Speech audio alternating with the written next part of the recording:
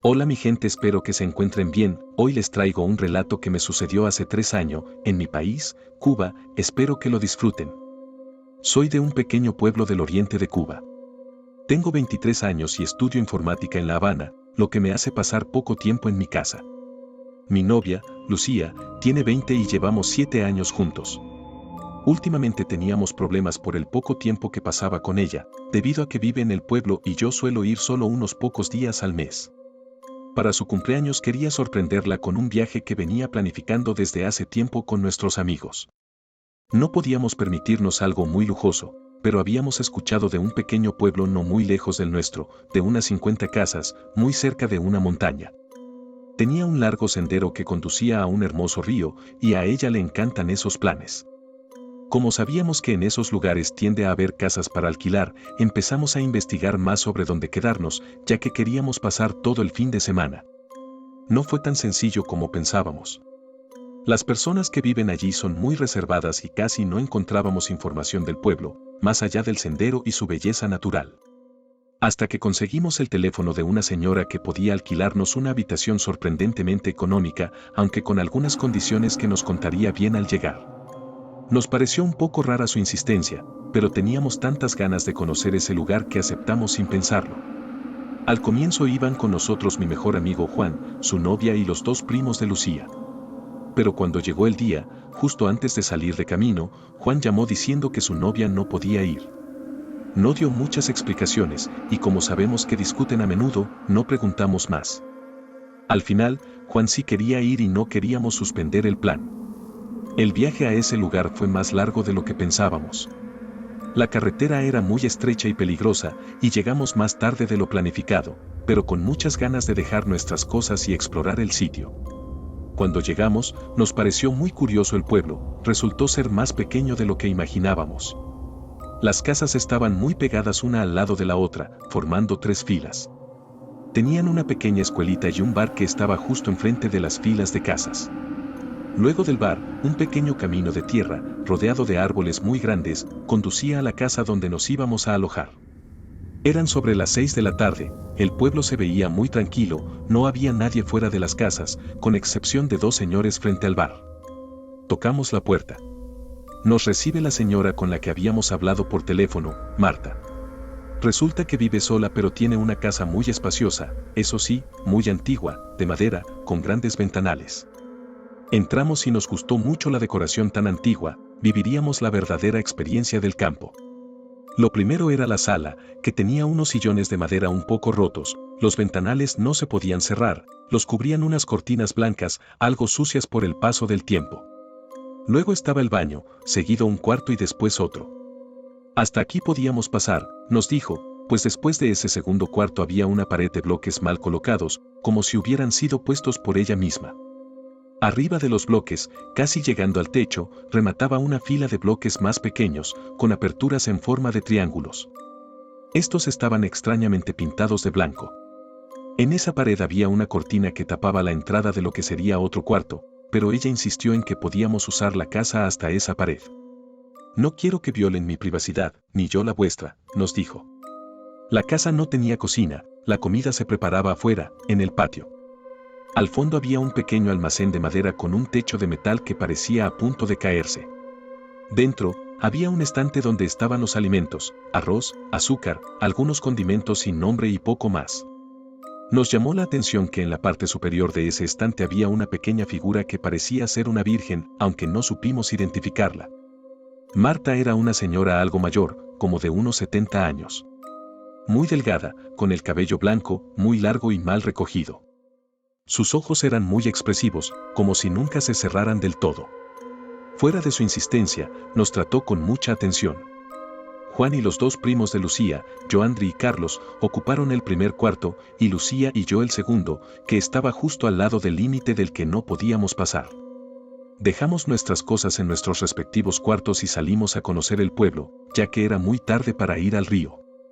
En el pueblo no había mucho que explorar, pero el bar, a pesar de parecer vacío desde afuera, tenía unas luces cálidas que iluminaban tanto la zona que parecía la única fuente de luz del pueblo, ya que la mayoría de las casas estaban cerradas, como si sus habitantes ya durmieran, y apenas eran las 7 de la tarde. Nos adentramos en el bar para pedir bebidas y pasar un buen rato. Una vez dentro, preguntamos si podíamos sentarnos. El cantinero asintió con la cabeza sin decir una palabra. Nos sentamos en la mesa más grande, la que estaba al centro, más cerca de la barra que de la salida. Aparte de nosotros, solo había 2 hombres más en el bar, vestidos como si hubiesen estado trabajando en el campo. Estaban sentados al fondo y nos miraban como sorprendidos de vernos ahí. Pedimos bebidas y comenzamos a comentar lo que nos había parecido la casa y aquella extraña señora. Justo cuando Lucía nos recordó que se nos hacía tarde para regresar, uno de los señores del fondo preguntó: ¿Tienen familia aquí? El cantinero, antes de que siquiera pudiéramos responder, dijo: No te metas en esto. Ellos están de visita, pronto se irán. El otro señor, con la mirada fija en nosotros desde que llegamos, le murmuró al primero: Ellos no saben nada. Si supieran, no se quedarían ahí. Luego pagaron y se marcharon. Al irse, el primero nos dijo: Cuídense mucho, chicos. Miren, yo soy el dueño de las tierras que están después del río. Allí verán un maizal con un camino en el centro que conduce a mi casa. Si necesitan algo, búsquenme, quizás yo los pueda ayudar. Al principio no nos pareció raro. En los pueblos pequeños las personas tienden a ser curiosas y suelen ofrecer ayuda.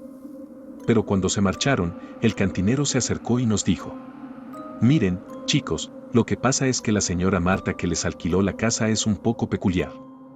Aquí en el pueblo se comentan muchas cosas sobre ella. Siempre está sola, prácticamente no sale de su casa, y desde que murió su hija Amandita, la cual tenía solo 5 años en aquel entonces, hace más de 40 años, no ha vuelto a ser la misma.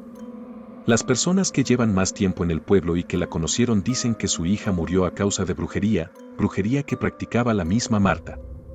Desde entonces, ella ha vivido sintiéndose culpable y se la ve a menudo comportándose muy raro. ¿Raro cómo?, preguntamos. No se preocupen, chicos. No dejan de ser habladurías. Ella solo está triste y cansada. Regresen, que ya es muy tarde. Para ser sinceros, nos quedamos con mal cuerpo luego de esto, pero de camino a la casa comenzamos a hacer chiste de la situación ya que Lucía se veía muy preocupada. Llegamos a la puerta y todos nos detuvimos, como si entrar no fuese seguro. Escuchamos una voz que dijo: Al fin llegaron, estaba muy preocupada, la comida está lista en la mesa. A mí se me hizo tarde, voy a descansar, nos vemos mañana. También estábamos cansados por el viaje. Queríamos levantarnos temprano para ir al río, así que procedimos a cenar y luego nos acostamos. La noche fue extraña, prácticamente ni Lucía ni yo pudimos dormir bien. Al despertar, nos reunimos todos en el patio a desayunar. Carlos, el primo de Lucía, se veía muy asustado, pero nadie se atrevía a decir una palabra allí. Marta aún no había salido de su cuarto, desde el patio se le oía rezar muy bajito en su cuarto. Sin decir nada, nos preparamos para ir al río. A pocos metros del pueblo había un árbol de ceiba muy grande y frondoso. Bajo él, un banquito rústico. Carlos, sin decir una palabra, se sentó. Estaba pálido, con una expresión de angustia como nunca le habíamos visto. Nos sentamos junto a él y preguntó: ¿Pudieron dormir algo anoche? Joandri no dijo una palabra y Juan, mirando al suelo, dijo: La noche fue rara, en nuestro cuarto ninguno durmió. Lucía agregó que nosotros tampoco. Todos habíamos tenido pesadillas diferentes, pero similares, con la señora Marta y su hija, Amandita. Yo les dije que probablemente nos sugestionamos con lo que nos contaron en el bar, que era normal que nos pasara. Pero Carlos, aún pálido y con la voz temblorosa, respondió: No, aquí pasa algo más. Miren, yo me desperté en la madrugada porque sentí que Lucía lloraba, o eso pensé. Me paré frente a su cuarto y no escuché nada. Pensé que lo había soñado. Pero cuando me giré para volver al mío, escuché golpes fuertes desde adentro de la pared de bloques que da al cuarto de Marta. Y volví a escuchar ese llanto, dijo. Esta vez más como un lamento que venía de la parte alta de la pared. Levanté la vista hacia los bloques triangulares, y vi una silueta que me miraba fijamente. A esa altura es imposible que alguien estuviera trepado ahí. De pronto se encendió una luz tenue, como de una vela, y esa silueta fue arrastrada mientras se escuchaba un quejido de angustia, y la vela se apagó. En esos 2 segundos que vi, me di cuenta de que era una silueta pequeña, sin ojos, solo las cuencas. Tenía muy poco cabello y la piel verdosa. Me quedé paralizado, como tratando de despertar, como si todavía estuviera soñando, pero no fue así. Entonces, algo me vino a la cabeza: Amandita. Regresé como pude al cuarto sin hacer el más mínimo ruido y desperté a Juan y a Joandri. Ellos me convencieron de que lo que ocurrió fue que estaba sonámbulo, pero yo ya no sé qué pensar.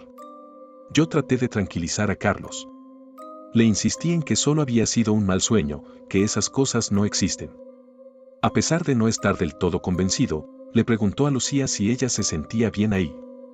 Y, sorprendentemente, a pesar de ser siempre la más asustadiza, también estuvo de acuerdo en que todo había sido solo sugestión.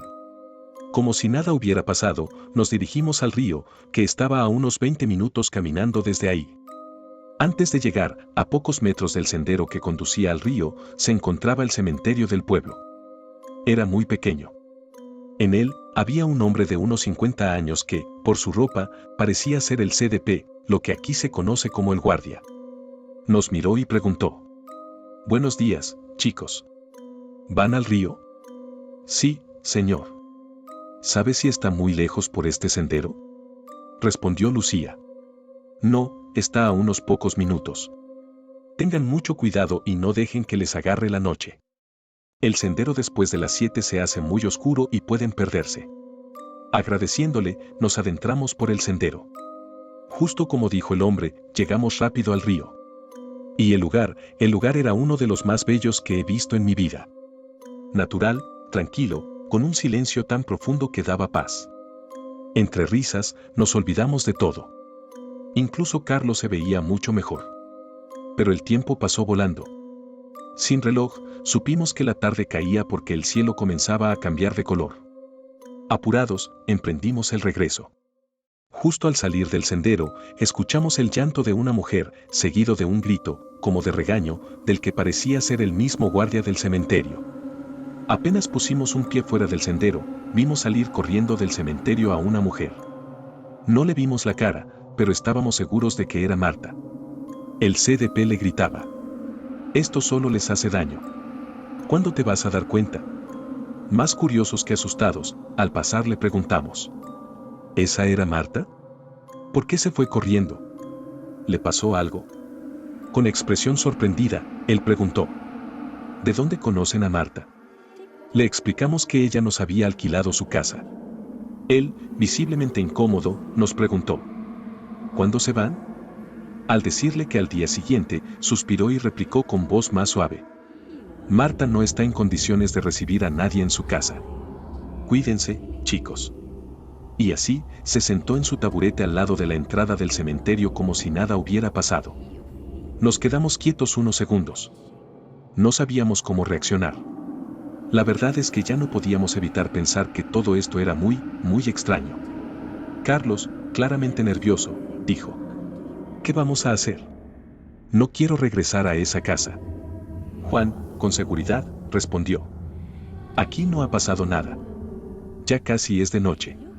A esta hora no podemos regresar a nuestro pueblo. Volvamos a la casa de Marta, intentemos dormir y mañana temprano nos vamos». Sin muchas opciones, aunque con miedo, regresamos a esa casa.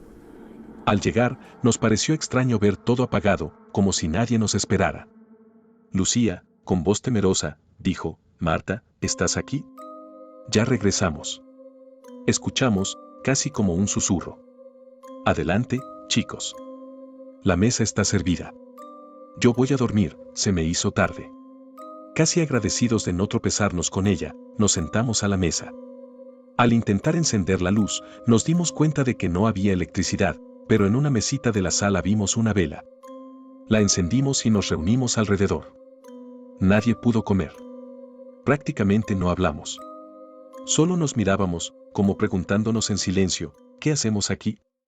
Nos levantamos de la mesa e intentamos hacer el menor ruido posible, caminando de puntillas hasta nuestras habitaciones. Yo me dormí muy rápido, agotado por no haber descansado la noche anterior. Debió haber pasado apenas una hora cuando sentí a Lucía despertarme. No habló, pero me apretaba el brazo con fuerza. La miré, estaba llorando. Nunca la había visto así. Me abrió los ojos muy grandes y me susurró al oído: «¿La escuchas?». Justo cuando iba a preguntarle a quién, la escuché. Muy bajito, pero claro, una voz de niña, desde detrás de la ventana, justo detrás de nuestra cama. ¿Quieren jugar conmigo? Nadie quiere jugar conmigo. Y otra vez, ahora más fuerte y ronca. ¿Quieren jugar conmigo? De fondo se escuchaban rezos que venían del cuarto de Marta. Entonces, un grito. ¡Vámonos de aquí! Era Carlos, desde el otro cuarto. Agarré el brazo de Lucía, que del miedo no reaccionaba. Salimos corriendo sin mirar atrás. Les grité a los chicos. ¡Vámonos! Corrimos todos juntos como si nuestra vida dependiera de ello. Al llegar al pueblo, no sabíamos qué hacer. Todas las casas estaban cerradas y, sin electricidad, todo era oscuridad. Entonces recordamos al hombre del bar que nos ofreció su ayuda. Sin pensarlo, encendimos la linterna del teléfono y corrimos hacia la dirección que nos había indicado. Pasamos por el cementerio, gritamos con la esperanza de que el guardia estuviera ahí, pero no respondió nadie. Cruzamos el sendero, pasamos el río y vimos el maizal. Encontramos el camino que conducía a su casa. Para nuestra suerte, estaba sentado en el portal, junto al otro señor que estaba en el bar que resultó ser su hermano. Entre ambos, una lámpara antigua los iluminaba. No se sorprendieron al vernos. Más bien, parecía que nos estaban esperando. Al llegar, Lucía, llorando aún, dijo: «Por favor, ayúdennos. Entren, chicos. Aquí están a salvo», nos dijo el hombre. Nos sentó a todos en su mesa y puso la lámpara en el centro. «Les voy a preparar un té. Están muy nerviosos». Mientras tanto, el otro, curioso, nos preguntó: «¿La vieron, verdad? ¿Qué fue lo que vimos? ¿Qué pasa en esa casa?», preguntó Juan. «Déjalos que se calmen primero», dijo el amable señor. «Después les contaremos todo». Y así fue. Cuando nos vio más tranquilos, nos contó lo siguiente: «Miren, chicos. Marta tuvo a Amandita sola. Nunca supimos quién era su padre. Desde siempre, Marta pertenecía a una religión muy extraña. A menudo venía gente de fuera del pueblo a consultarse con ella. Un día llegó una señora muy mayor, con un aspecto grotesco. Se decía que era una bruja, una a la que Marta le debía favores. Aquel día salió muy molesta de la casa de Marta. Muchos aquí creemos que la maldijo. Esa misma noche, murió la niña. Según los médicos, fue por una enfermedad infecciosa. Pero ella no estaba enferma, ese mismo día se la vio corriendo por el pueblo, como si nada. Marta no aceptó su muerte. Más bien, parecía sentirse culpable.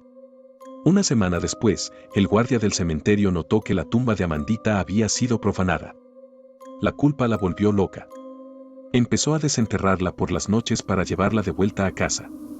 El guardia la encontraba al día siguiente y trataba de convencerla para devolver el cuerpo, pero al pasar los días, esto se volvió habitual, incluso cuando la niña ya estaba en avanzado estado de descomposición. Yo mismo, un mes después de la muerte de Amandita, pasaba por el cementerio cuando vi una silueta. Al acercarme, vi algo que no he podido olvidar jamás: Marta, sentada frente a la tumba de su hija, con su cuerpo en brazos, peinándole lo poco de cabello que le quedaba mientras se le desprendía del cráneo. Sentí como la sangre se me helaba del miedo que sentí al verla. No le dije nada, solo corrí hasta mi casa, pero nunca me he podido sacar esa imagen de la cabeza. Con el tiempo, Marta, desesperada, acudió a la misma religión que alguna vez la maldijo. La brujería tiende a conceder lo que pides, pero siempre a un precio. Yo en lo personal creo que el cambio es dar por pedazos tu alma. Nada funcionó. A pesar de sus rezos y ofrendas, Marta nunca pudo devolverle la vida a su hija.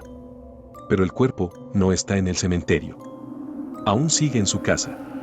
Muchos aquí aseguran haber visto a Amandita en el patio, pero no como era antes, sino como algo corrupto.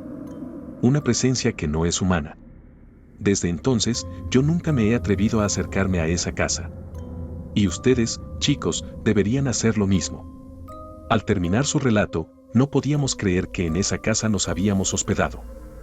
Detrás de esa pared, la que no podíamos cruzar, estaba el cuerpo de esa niña, o lo que sea que quedara allí. Pronto amaneció. Regresamos al pueblo para esperar el auto que nos vendría a buscar. Sentimos un alivio inmenso al irnos. Después de eso, todos nos distanciamos un poco. Como si nuestras presencias nos recordaran aquella noche. Hasta hoy, casi 3 años después, hemos perdido el contacto.